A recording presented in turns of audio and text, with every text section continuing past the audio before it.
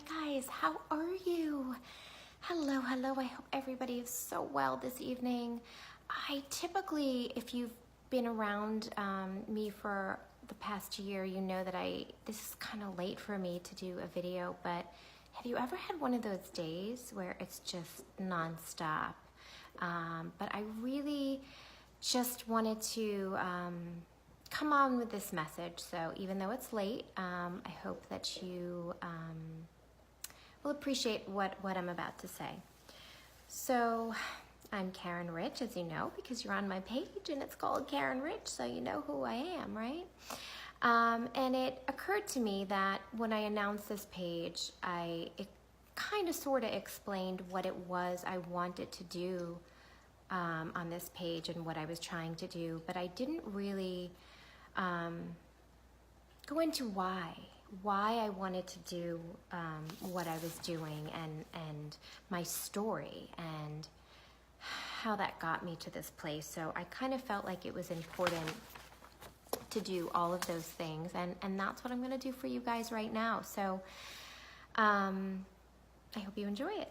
So just like many of you, I dreamt of being a mother from the time that I could play with my Barbie dolls. Like, I dreamt of being a mother for a super duper long time.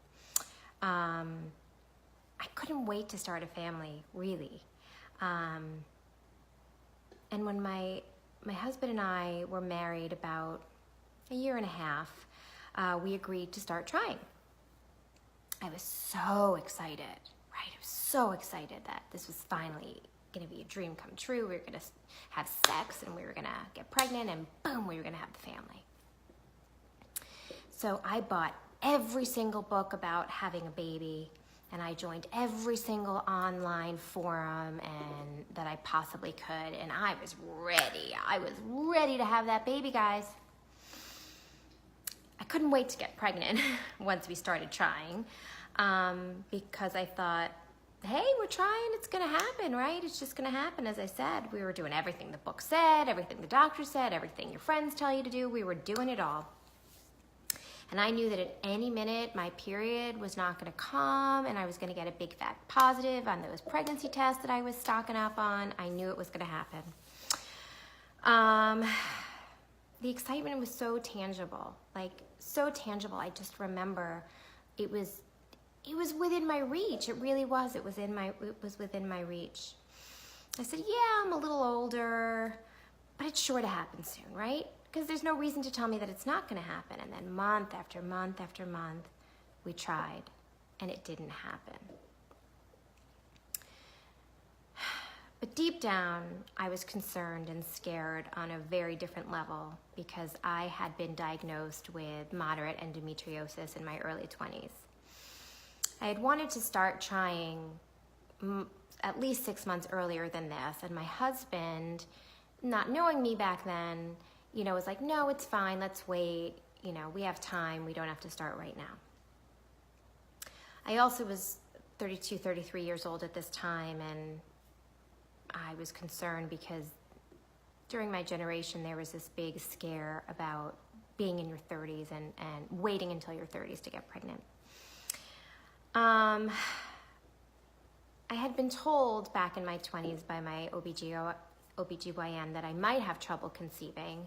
But at 22, when somebody tells you that, it just wasn't something that really resonated with me at the time. But when it didn't happen, when we didn't get pregnant that instant, I couldn't help but remembering what the doctor said to me and replaying it in my mind over and over and over again, because I felt like a failure to my husband and I felt like my body was failing me. It was a really difficult place to be in. Really, really difficult place to be in. About 9 months in, I realized that getting pregnant the traditional way was just not gonna happen, right? So we visited my doctor, and she recommended we see a fertility doctor at this point.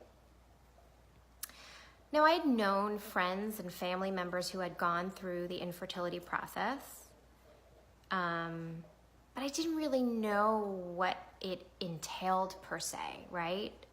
I knew what I heard on the TV or in the magazines or what have you, but really didn't understand fully what that meant. But knowing others who had been through the process and who had had success gave me this renewed energy and this renewed sense of hope. It made me feel so much better. It made me feel like we were getting closer to getting that dream family. This was it. This was it. This was our answer, right? My plan was to learn everything that I possibly could about the process, the procedures, and find the best doctors and the best clinics with the best statistics of getting women pregnant. And I did. And I'm happy to say that we got pregnant on our first try with IVF. And I was also able to freeze some as well. So that was awesome.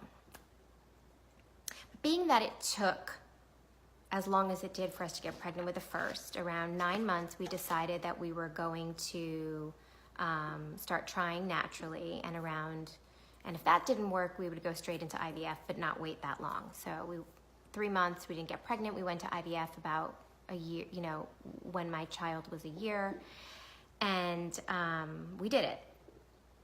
So we went through our first try, and when I got that phone call, I can physically feel the pain that I felt when that nurse called to tell me that I wasn't pregnant. Like, how could that be? How could I not be pregnant? We just went through it about, less than 2 years ago, and I got pregnant on the first try. I don't get it. Like, why didn't I get pregnant? It was such a huge blow. It was a huge blow. We went on to do many, many more cycles, many that failed, many that needed to be canceled, and many that resulted in miscarriage. So I moved on to another doctor and more famous doctors for more famous clinics, and still we didn't have another viable pregnancy. It was at this point that I took the control back and didn't just take what the doctors were telling me, what their opinions were, as an absolute. I remember at that moment just saying, something's got to change. Something has got to change. Something in this whole process has got to change, and this is just going to change. I'd like to say that it didn't take too much time after that revelation, but in reality, it took over 4 years, many tens of thousands of dollars, and 15 plus art treatments. Art is the advanced reproductive technology. It's the short word for advanced reproductive technology, to result in my next pregnancy. Now you may say, how did I do that? How did I do that? I took a step back to regroup. I researched other people who were having similar failures to mine, similar patterns, and whatever treatments and procedures they recommended, and even tried some that were considered completely unnecessary and in some cases unorthodox. But in other words, I took myself out of the box that I was placed in by these doctors. And by the way, I would be remiss if I didn't mention that when I did get that big fat positive, and that was a big fat twin positive, mind you, it was not one of those big clinics with famous doctors. It was a relatively small, relatively unknown clinic. So much for bigger being better, folks. Just if I can just say that. But during this whole process, I transformed into somebody completely different than I was before. I transformed into my own best advocate. I learned a valuable lesson through all of these ups and downs. I never, ever, ever gave up on my dream of having the family that we wanted. And looking back, I was so laser focused that I just refused to give up. Others may have faced with what we were faced with, and they would have had much reason to do so. I learned that doctors really do not know everything. And more importantly, I learned that it takes one pivot, one pivot. And that one pivot can help you move closer to your dream. I was always a strong person, but this journey prepared me for so much more than I expected. And I am grateful for it each day because it gave me my family, and ultimately it gave me my purpose.